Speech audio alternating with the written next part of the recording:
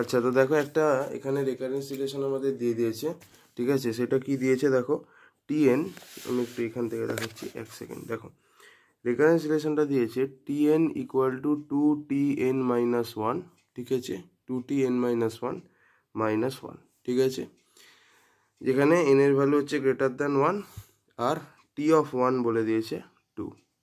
এই কোয়েশ্চেনটা আমাকে সলভ করতে হবে।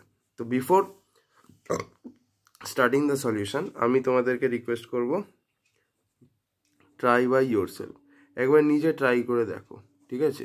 নিজে ট্রাই করে অ্যান্সার আনতে পারো তাহলে তোমার রেকারেন্স রিলেশন খুব ভালো তৈরি আছে।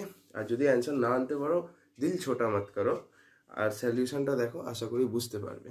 তো দেখবে যে কোনো রেকারেন্স রিলেশনেই সলিউশনে দুটো জিনিস থাকে, একটা হচ্ছে তোমার সিএফ আর আরেকটা থাকে হচ্ছে পার্টিকুলার সলিউশন। দুটোকে অ্যাড করে আমি পাই হচ্ছে টোটাল সলিউশন। তো প্রথম কাজ কি হবে, আমাকে এখানে ইয়েটাকে বার করতে হবে, পার্টিকুলার সলিউশনটাকে বার করতে হবে। তো দেখো পার্টিকুলার সলিউশন বার করার ফর্মুলাটা কি সেইটা আগে ভালো করে দেখো। তো এইখানে এই যে আমাদের রেকারেন্স রিলেশনটা আছে, এই পোর্শনটাকে আমি ডি ধরে নেব, ঠিক আছে। এই 2tn-1 এইসবের পরে যে লাস্টে যে টার্মটা আছে এইটা হচ্ছে তোমার ডি, ঠিক আছে। তো তাহলে পার্টিকুলার সলিউশন তুমি কীভাবে বার করবে, বেসিক্যালি তোমার ডি বাই ই মাইনাস, ভালো করে দেখো, এই যে tn-1 আগে যে জিনিসটা আছে সেটা লিখবে।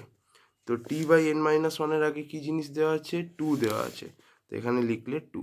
তো d/e-2 হচ্ছে তোমার সলিউশন। এবার d এর ভ্যালু কত, d এর ভ্যালু -1, তাহলে -1/e-2 হচ্ছে, ঠিক আছে।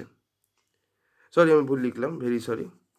পার্টিকুলার সলিউশন বার করার ফর্মুলাটা হচ্ছে b⁴k, ঠিক আছে, b⁴k divided by phi of e, এই হচ্ছে গল্প, ঠিক আছে। তো তাহলে b⁴k, বি এর ভ্যালু কত দেখে বুঝতেই পারছো, বি এর ভ্যালু এটা ডি নয়, দিস ইজ বি। তো বি এর ভ্যালু হচ্ছে -1, ওকে।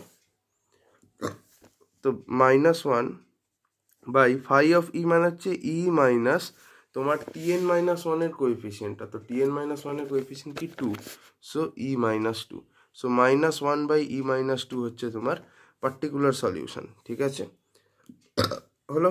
এবার নেক্সট আমাকে বার করতে হবে সিএফ এর ভ্যালুটা, ওকে। সো সিএফ এর ভ্যালুটা কি করে বার করব, জাস্ট আমার এখান থেকে করতে হবে কি e-2, ঠিক আছে, ইজ ইকাল টু 0, ঠিক আছে। এবার ই কে টি দিয়ে রিপ্লেস করলাম, তো t-2 equal to 0, then t equal to 2, ঠিক আছে। তো সিএফ কি হবে, c1 ইন্টু t⁴n, টি এর জায়গায় 2 বসালাম, তার মানে c1 ইন্টু 2⁴n হয়ে গেল। এটা পেলাম তো। তাহলে এবার আমাদের কি হচ্ছে,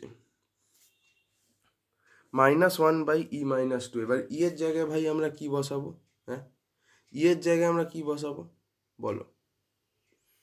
তো ই এর জায়গায় আমরা এবার কি বসাবো, কিছুই না, এই বি এর যে ভ্যালুটা আছে, ঠিক আছে, ওইটাকে আমরা বসাবো।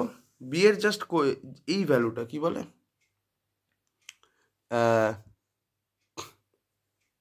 ই এর ভ্যালু হচ্ছে সবসময় মাইনাস অফ বি, ঠিক আছে। ই এর ভ্যালুটা হচ্ছে বেসিক্যালি মাইনাস অফ বি, ঠিক আছে। বি এর ভ্যালু এখানে আমরা দেখতে পাচ্ছি -1 আর ই এর ভ্যালু হচ্ছে তোমার মাইনাস অফ বি। তো তাহলে ই এর জায়গায় মাইনাস অফ বি বসাবো, মানে হচ্ছে -1 বাই ই এর জায়গায় কি বসালাম, মাইনাস অফ বি। তো বি এর ভ্যালু -1 হলে মাইনাস অফ বি হয়ে যাবে +1, তো তাহলে 1 - 2, তার মানে এটা হয়ে যাচ্ছে ultimately -1/-1 which is equal to 1। তাহলে এখান থেকে আমি পেয়ে গেলাম পার্টিকুলার সলিউশনের ভ্যালুটা হয়ে গেল এইটা 1। তো তাহলে আমাদের যেটা অ্যাকচুয়াল যেটা হলো tn equal to c1 into 2⁴n plus 1, right, এইটা হচ্ছে আমাদের সলিউশনটা। এবার আমাকে c1 এর ভ্যালুটাকে বার করতে হবে। তো দেখো আমাদের বেস কেস বলে দিয়েছে t1 equals to 2, right. So তাহলে আমরা এখানে সেটা ইউজ করছি, t1 equal to c1 into 2⁴1 plus 1, ওকে। তো এখান থেকে আমরা কি পাচ্ছি ভালো করে দেখবে, হ্যাঁ। তো এখান থেকে আমরা পাচ্ছি t1 এর ভ্যালু বলে দিয়েছে 2, তাহলে 2 ইকুয়াল টু c1 প্লাস 1, তাই তো। তার মানে 2 - 1 ইকুয়ালস টু 2c1, তাহলে c1 এর ভ্যালু এখান থেকে 1/2 পাচ্ছি আমরা, একই না পেলাম। এবার এই 1/2টা এখানে বসিয়ে দাও, তাহলে এতে, তাহলে tn equal to 1/2 into 2⁴n plus 1. So this is our answer. This is the exact solution. This is what? This is our exact solution. Okay. Thank you.